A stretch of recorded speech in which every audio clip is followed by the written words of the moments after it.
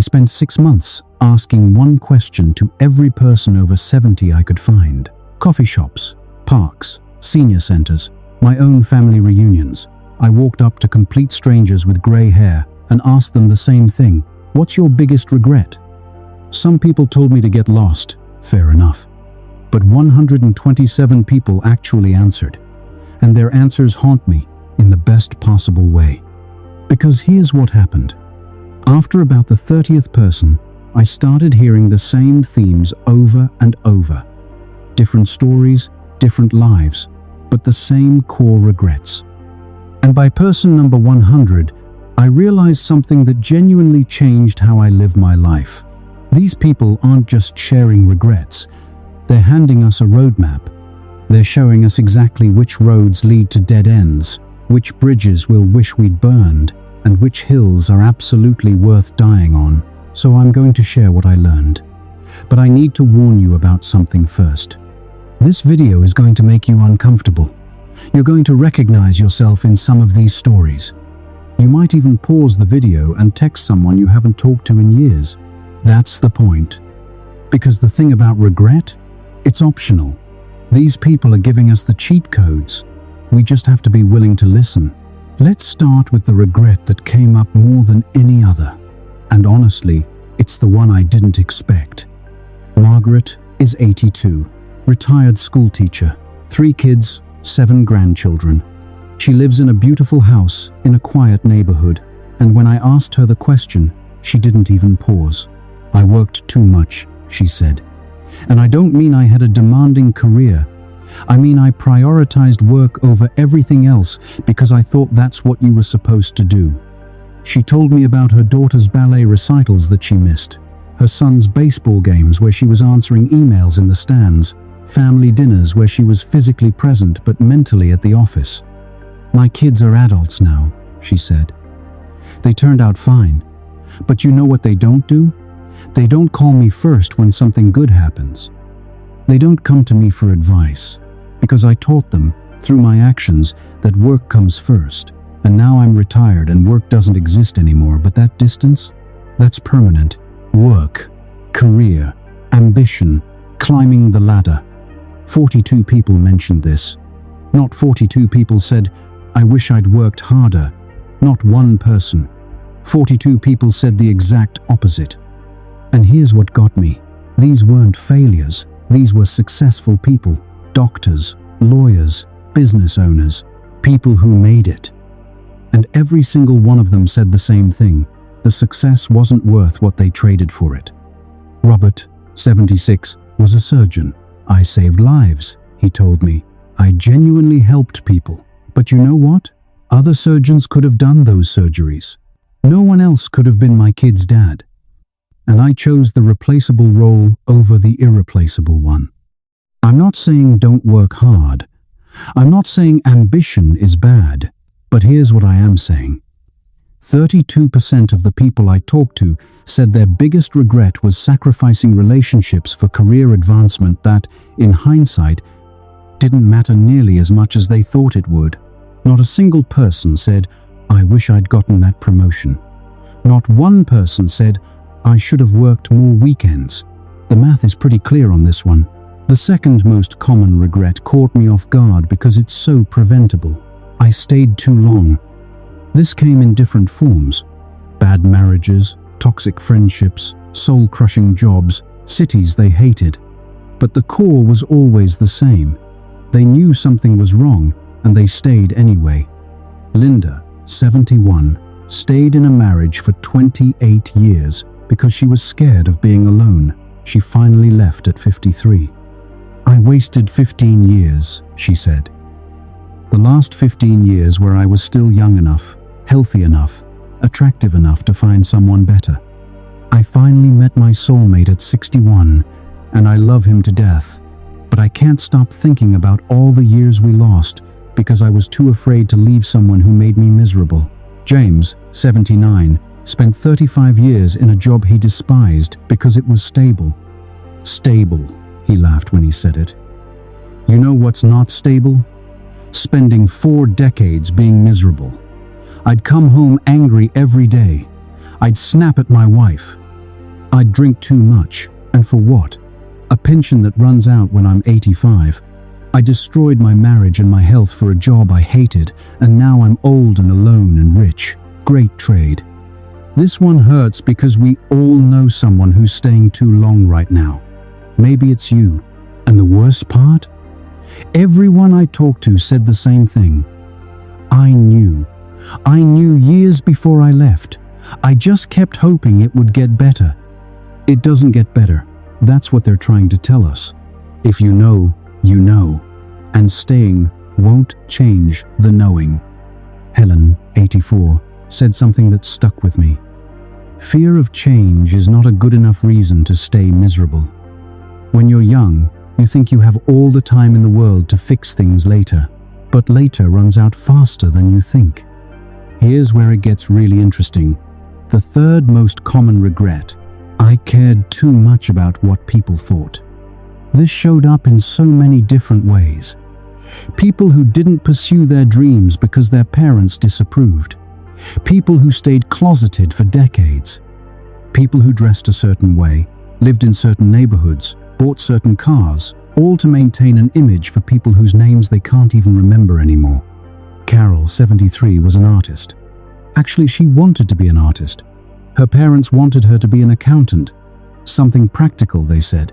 So she became an accountant. I was good at it, she told me, but I hated every single day. And you know the really stupid part? My parents have been dead for 20 years. I spent 40 years doing something I hated to make dead people proud. How idiotic is that? She started painting again at 68. Her work is incredible. She's having her first gallery show next month.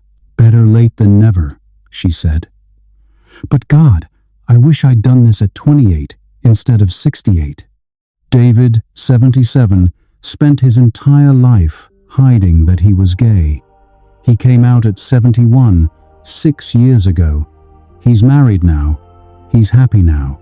But he cried when he told me about all the years he lost. I was so scared of what people would think, he said. My family, my co-workers, my church. And you know what happened when I finally came out? Some people were supportive, some people weren't.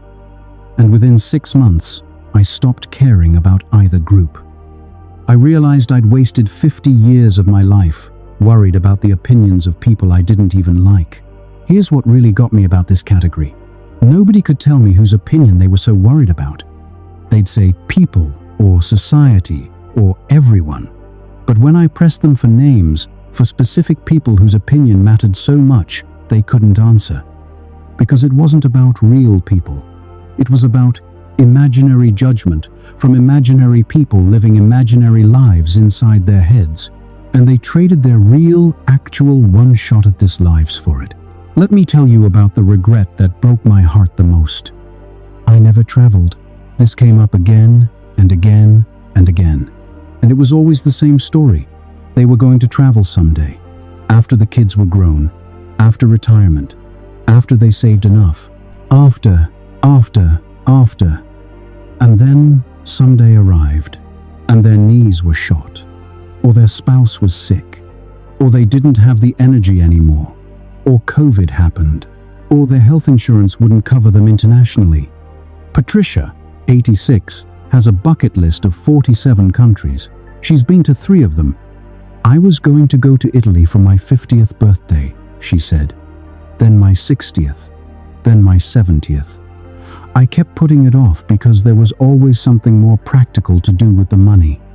A new roof, kitchen remodel, college funds. And now I'm 86 and I can barely walk to the mailbox. And I will die never seeing the Colosseum.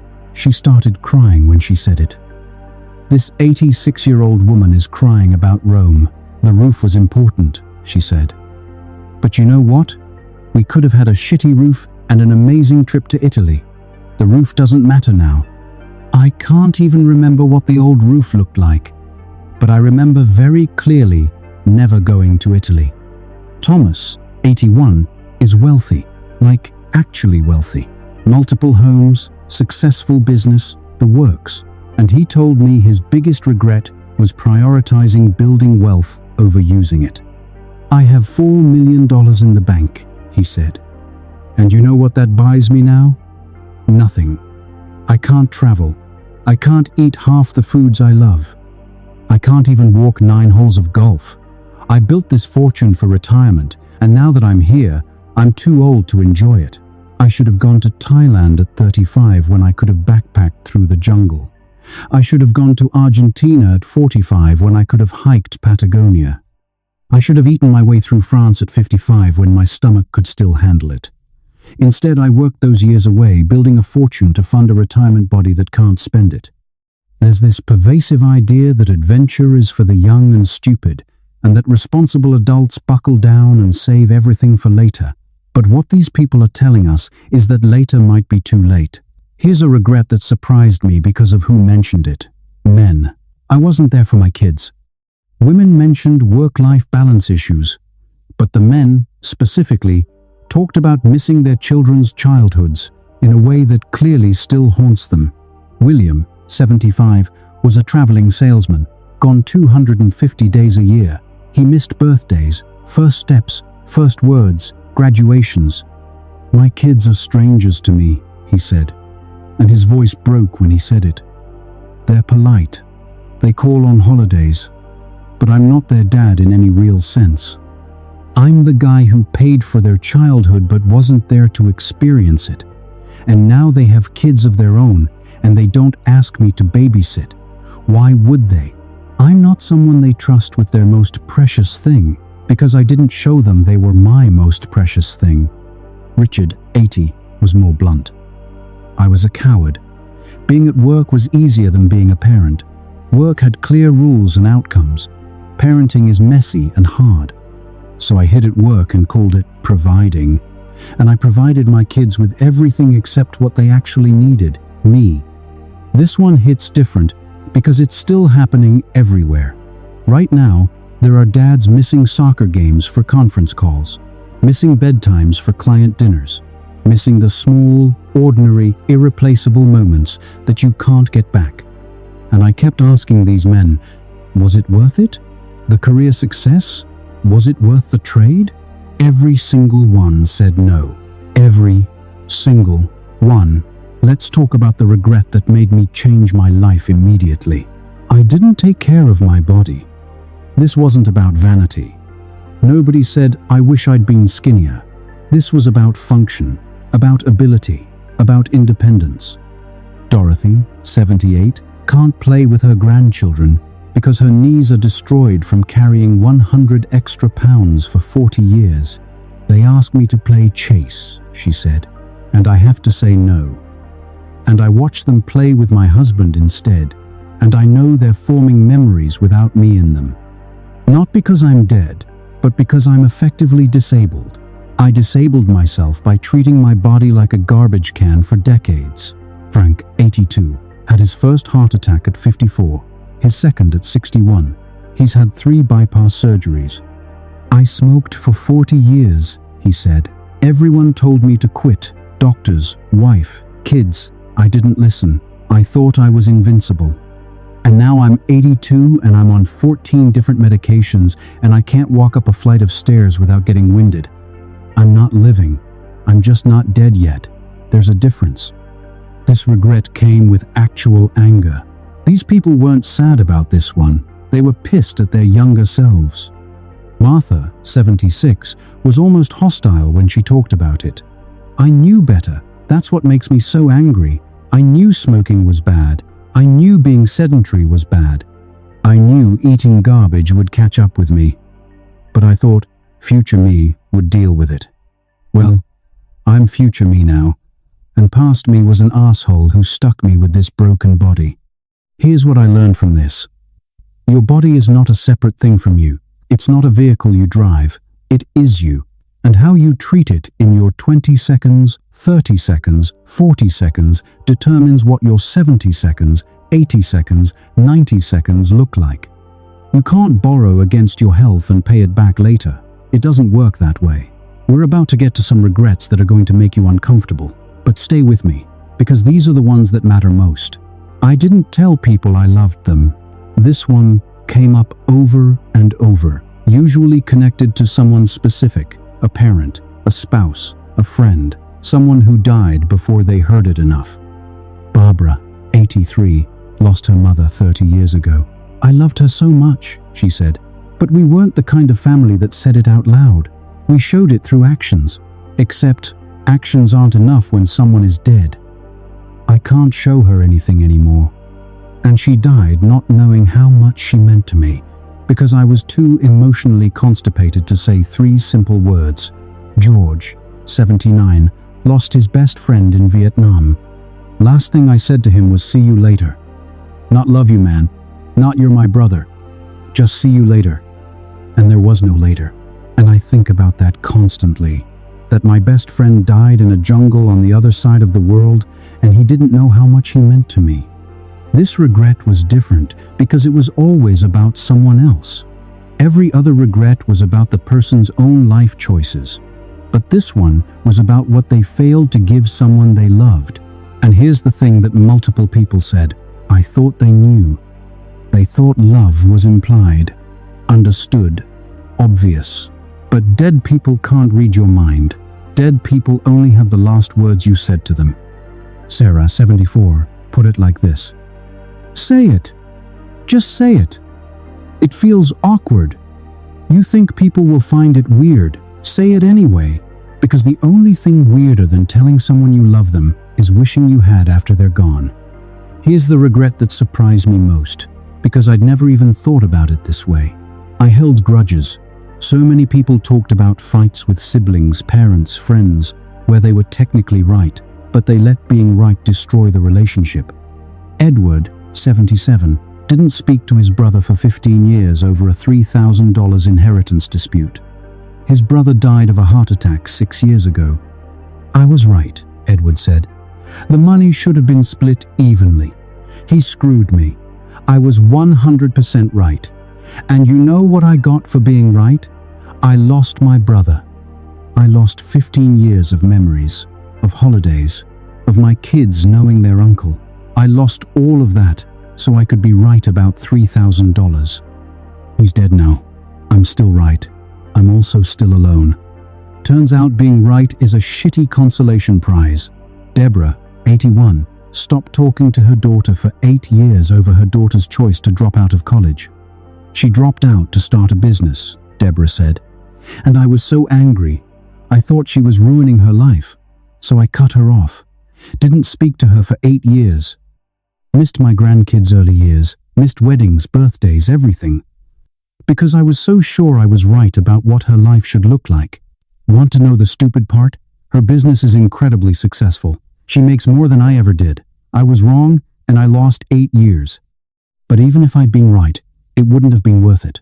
Multiple people said some version of this. I'd rather have the relationship than be right. Pride is expensive, and you don't realize how expensive until the bill comes due. Let me tell you about Joyce. She's 88.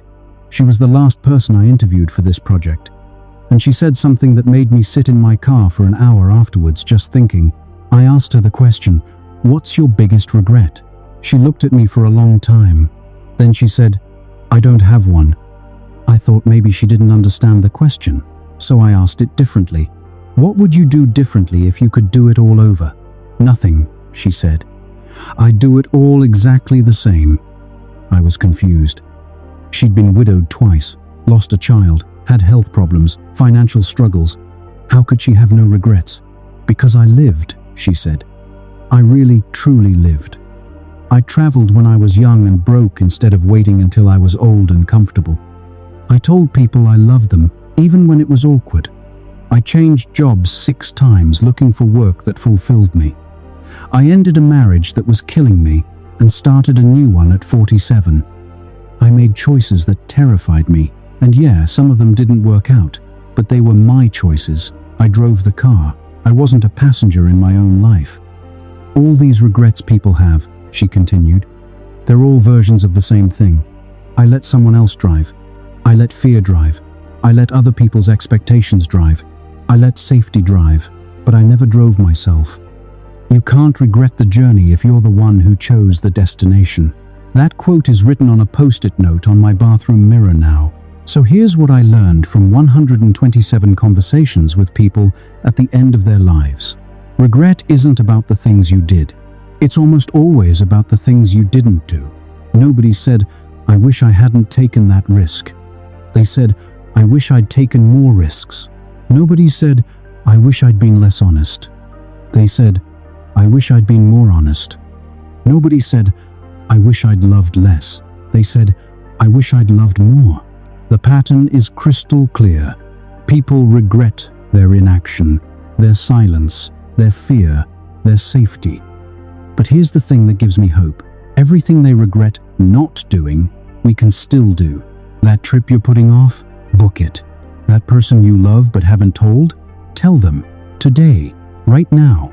Pause this video and text them. That job you hate? Start looking for a new one tonight. That dream you've been sitting on? Take one small step toward it this week. That grudge you're holding? Let it go. You don't have to be friends, but you don't have to carry it anymore either. That body you've been neglecting? Start taking care of it today. Not Monday, today. Because here's what every single person I talked to essentially said. You think you have more time than you do. You think someday is a real date on the calendar. It's not. Someday is a mythical place where dreams go to die. Margaret, the teacher from the beginning of this video, said something at the end of our conversation that I can't stop thinking about. The tragedy isn't that life is short, she said. The tragedy is that we live like it's long. I want to end with something practical. Because this video isn't meant to just make you feel something, it's meant to make you do something. Tonight, before you go to bed, I want you to do 3 things. First, text someone you love and tell them specifically why you love them. Not just love you, tell them why. Be awkward about it. They'll remember that text forever. Second, open your calendar right now and block off one day in the next 3 months for something you've been putting off. A trip, a visit, a project, something that matters to you. Make it real by putting it on the calendar. Third, write down one thing you're doing that you know you shouldn't be doing. One relationship you know you should end. One habit you know you should quit. One fear you know you should face. Write it down. You don't have to fix it tonight, but name it, acknowledge it, because you can't change what you won't acknowledge. These people gave us a gift. They looked at their entire lives, all their choices, all their paths, and they told us which ones led to regret. We'd be idiots not to listen. I'll leave you with one final thing. The question I started asking myself after all these interviews, when I'm 80, sitting across from some young person asking me about my biggest regret, what do I want to say? Do I want to list all the things I was too scared to do, all the people I was too proud to forgive, all the love I was too guarded to express? Or do I want to say what Joyce said? I lived. I really truly lived. That answer is up to you. But the good news is, you're not 80 yet. You still have time. Use it. Comment below. What's the one change you're going to make after watching this? I want to know. And I'll be reading every single comment. See you in the next one.